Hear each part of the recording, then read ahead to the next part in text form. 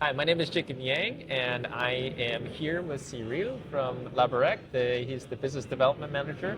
Would you like to introduce yourself and tell us a little bit about what you do? Yeah, thank you. Indeed, I'm the business development manager at Laborelec, which is a applied research and a technical advisory center.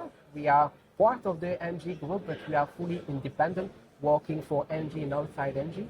Basically, we are involved in the whole value chain of energy production, renewables, and also plastic production. And I'm responsible for the segment Europe and the different projects related to storage, solar, and wind. Very nice to meet you. Likewise, thanks for being here. Well, we talk about IPPs, and they manage best fleets, but I'm curious to hear, what has pushed you to build analytics in-house at Laborelec?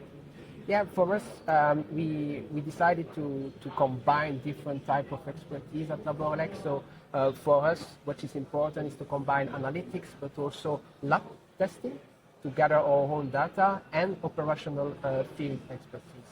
So what we wanted to do with our tool, it's a diagnostic system.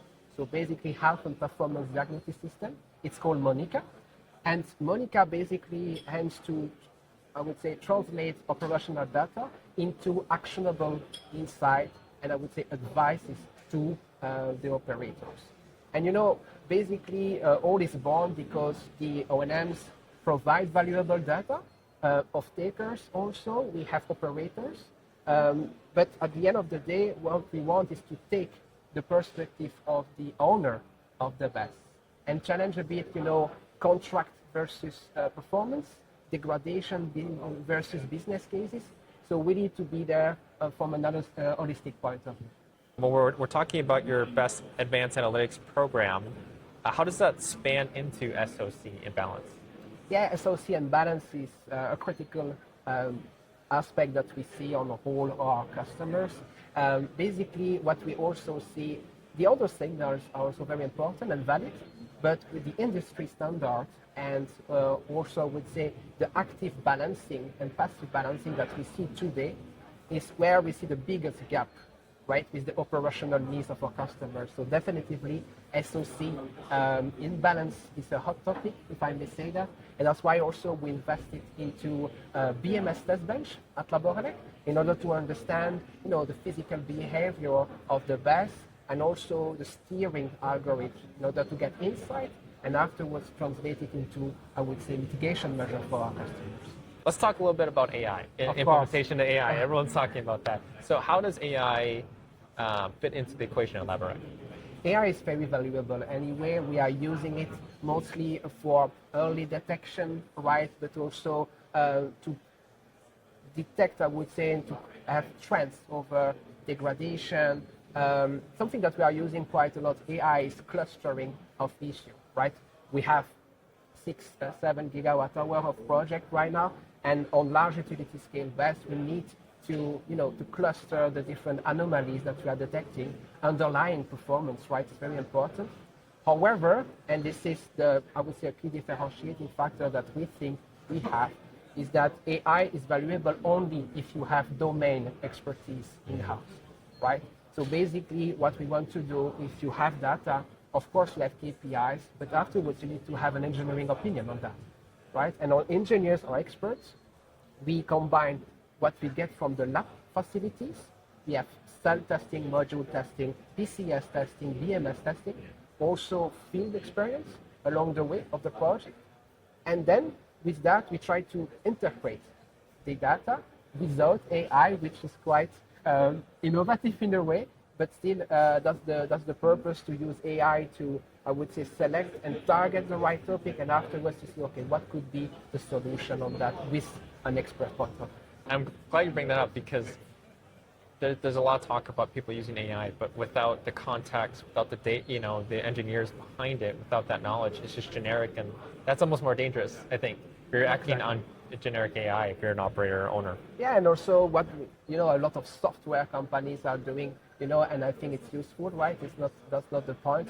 However, what we have, Laborelec is existing since 63 years already, so we are very close to the operators and the owners, and we have to make that link with the physical behavior of the assets. Mm-hmm. And sometimes the problem of the BESS, sometimes the problem of the step-up transformer, sometimes the power plant controller, right? So we need also to combine that expertise, powered also with AI, of course, but connecting to the assets. Can you talk to me a little bit about aging models, how accurate they are at Laborelec, and how they kind of fit into the equation here? Yeah, and aging models are good as their assumptions, right? So the whole goal is to challenge those assumptions within of up to the physical boundaries. So the whole purpose with Monica, is collecting data from the field, as you mentioned, diagnosticking the battery on the long run. And the long run means also what kind of aging depending on the business case or the use cases of the customers. And we all know, the only thing that we know on BESS is that the use case will change, right? So adapting a bit the degradation and also to make the behavior and the balance between, okay, is it aging aligned with the business case and the revenues, right, is key. So for that, we are testing long-run cells, creating library, in-house library, based on O&M data, of course, but also on own data, in order to make what we call a lab twin. So the whole idea is to cycle different cells and modules inside Laborelec according to different use cases, and based on the analytics, right, make the link between the future behavior and what the battery already aged. So we look back a few years when we're thinking about leading up to like a BMS shutdown. What are some things that have changed within the last few years, if anything, on different types of warning signals and the diagnostic tools that Laborelec uses to more quickly identify things before they become a BMS shutdown? Imbalance, right? It's a hot topic, but it's also a very generic topic, right? So what we try to do is to distinguish different type of imbalance, because it is important to know, is it a problem from the product? Is it a problem from the controller, the power plant controller?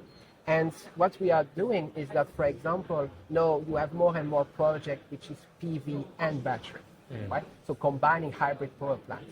So with our PV True Units and Monica, we are combining them, to diagnose beyond alarms, right? What we want to see is, okay, what are the losses? What are the loss breakdowns that we can see?